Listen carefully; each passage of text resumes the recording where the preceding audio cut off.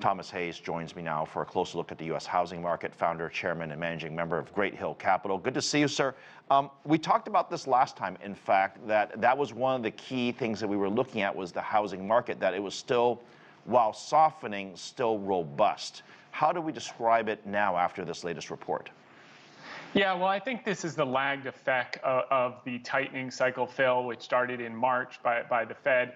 You know, building permits were down 1.3%, housing starts down 9.6%, and as you said, existing home sales down 5.9%.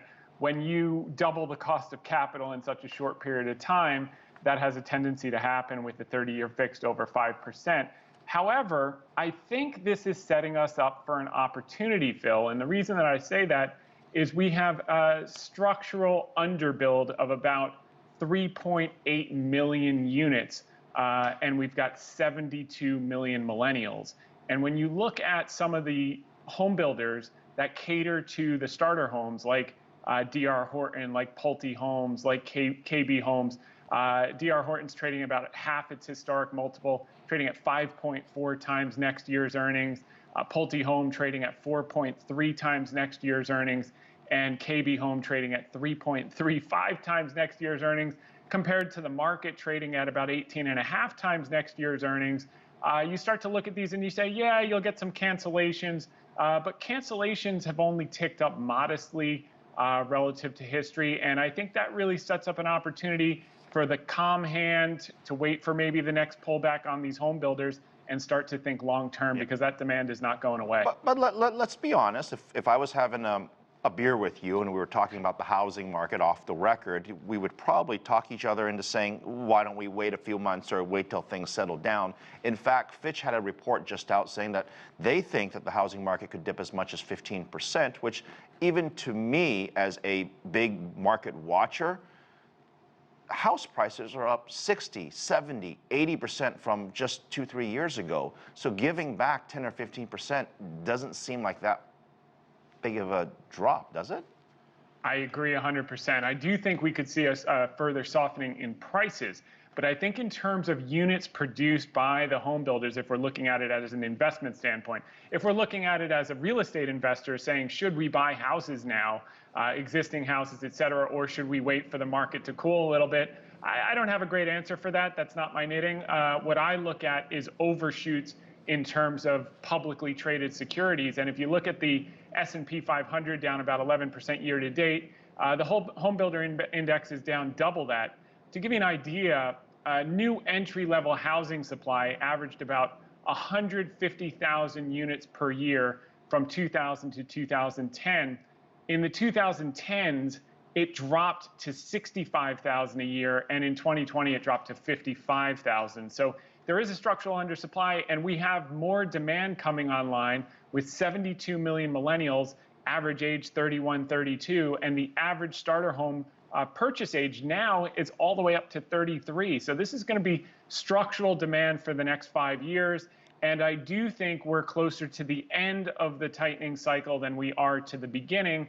So as housing prices cool a little bit and rates stabilize a little bit, historically speaking, you know, in the 70s, rates were 12%. In the 80s, they were 8 or 9%.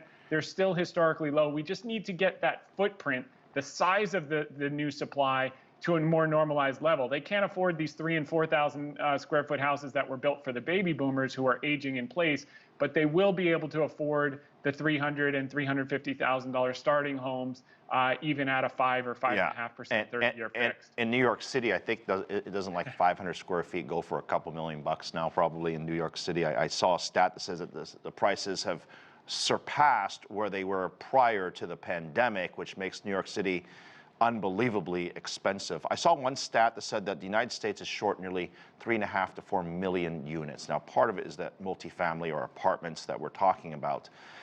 And with the cost of construction up, how are they going to meet this demand? Because if I'm a developer, I'm thinking to myself, I don't want to do this, because if I'm worried about prices dropping and I'm going to be building and paying these high prices, there has to be some compromise there. Yeah, I think what you're going to see is smaller footprint.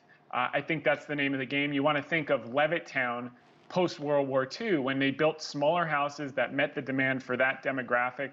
the baby boom. And I think we're in a similar situation. We have too much supply of big and expensive houses, too little supply of smaller houses. And I think you're going to find more land out in the exurbs. More people can remote work at least a few days a week. That'll bring down costs in terms of land costs. You've seen lumber collapse in recent months, so that's a positive sign. Many of the commodities and materials are lowering. The one thing that is going to be sticky on the building front is going to be the labor costs. So that might lead to a bit of margin pressure, which is why you're seeing these stocks trade at half of their historic multiples, although the fundamentals are much better.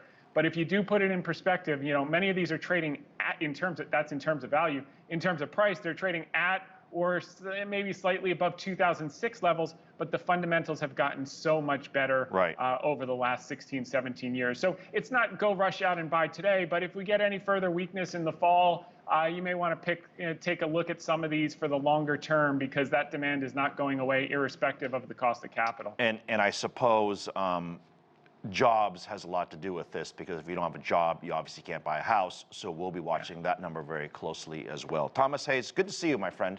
Founder, Thanks, Phil. chairman, managing member of Great Hill Capital. Always good insights from him.